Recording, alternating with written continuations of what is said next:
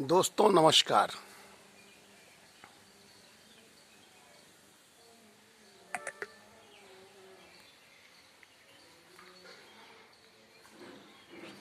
दो 2023 में जो महिला आरक्षण बिल सर्वसम्मत से लोकसभा में पारित हो गया था, विपक्ष के सहयोग से पूर्ण बहुमत से पारित हो गया था, उस समय सरकार ने यह कहा था कि अब इसको हम 2029 में लागू करेंगे। विपक्ष ने पूछा क्यों 2029 में, क्यों अभी क्यों नहीं? बोले कि नहीं, नई जनगणना जो 2021 में होना था, कोविड की वजह से नहीं हो पाया था, नई जनगणना होगी, उसके आधार पर तत्पश्चात नई सीटों का ऐलान होते हुए और 2029 में इसको हम लागू करेंगे। अचानक 2026 16 सितंबर के पहले सरकार के दिमाग में आया कि महिला आरक्षण बिल हम क्यों ना लोकसभा में ले आएं। अब महिला आरक्षण बिल लोकसभा में पारित कर दें।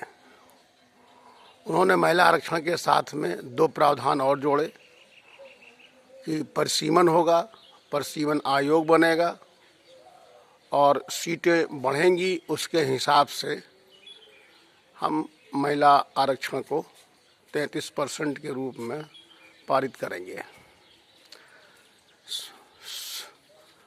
16 सितंबर को सरकार ये तय करती है कि 17 तारीख को हम बिल पेश करेंगे और साथ में संसद संशोधन प्रस्ताव भी उसमें पेश करेंगे।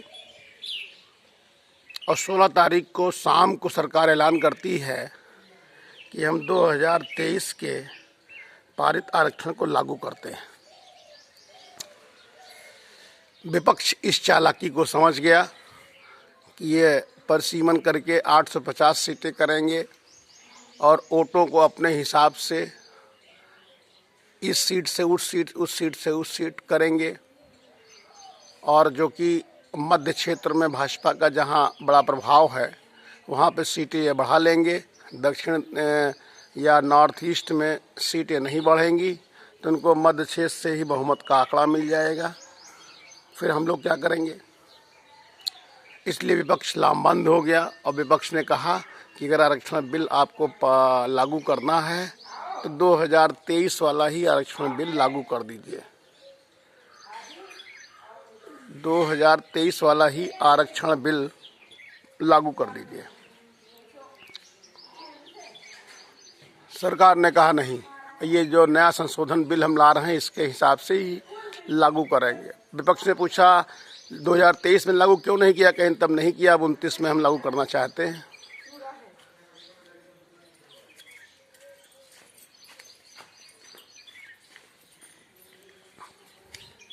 विपक्ष ने इस चालाकी के तहत में लामबंद होकर के और 2/3 बहुमत बिल पारित होने के लिए चाहिए था 362 और विपक्ष ने 298 पर ही सरकार को अटका दिया। अब विपक्ष ने लामबंद होकर के 230 वोट बिल के खिलाफ गए। 12 लोग लगभग शामिल ही नहीं हुए वोटिंग में। तो ऐसे में सरकार ये आरोप लगा रही विपक्ष के ऊपर कि इन्होंने महिला विरोधी बता रहे हैं, महिला आरक्षण बिल पारित नहीं होने दिया।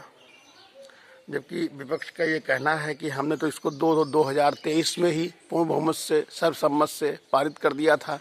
सरकार को 2023 में ही लागू कर देना चाहिए था और 2023 में जो मौजूदा सीट हैं, चाहे राज्य की हो, चाहे केंद्र की हो, चाहे राज्यसभा हो, चाहे लोकसभा हो, सब में ही उनको कर देना चाहिए। क्यों नहीं किया इन्होंने?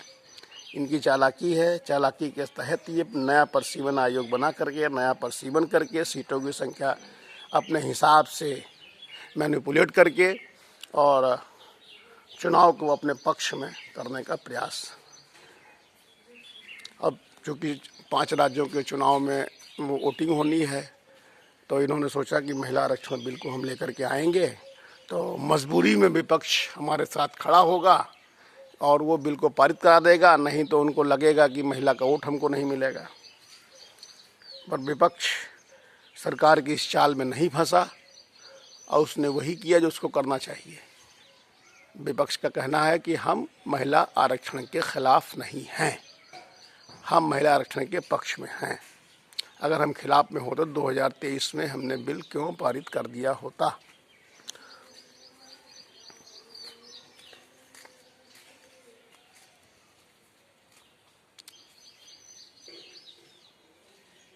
2023 में तो हमने सर्वसम्मत से बिल पारित कर दिया था, तो ऐसे में अब इनको संविधान संशोधन करना था। संविधान संशोधन के बहाने अपने हिसाब से महिला बिल को मैनेज करना था। इसलिए हमने महिला बिल को, सरकार के महिला बिल को लोकसभा में हरा दिया। राहुल गांधी का कहना है कि सरकार की चालाकी हम समझ गए, इसलिए हम महिला बिल के खिलाफ नहीं हैं, हम सरकार की चालाकी के खिलाफ हैं। अखिलेश ने भी यह कहा कि हम सरकार के खिलाफ इस बात को लेकर के हैं कि महिला बिल में जो संविधान संशोधन ये लेके आए थे, हमने महिला बिल के खिलाफ वोट नहीं किया है, हमने तो संविधान संशोधन के खिलाफ वोट किया है। ये संविधान पर बहुत बड़ा हमला करना चाह रहे थे, सो हमने रोक दिया।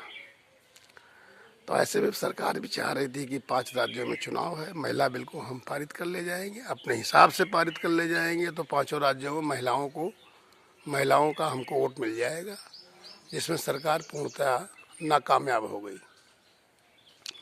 पहली बार 2014 के बाद सरकार का बिल गिर गया है, जिसमें विपक्ष ने अपनी एकजुटता और लामबंदी दिखाई है। ऐसे में सरकार को लगा होगा कि अब ऐसा ही कोई बिल पारित हो पाएगा जिसमें सरकार की चालाकी समझ में ना आए।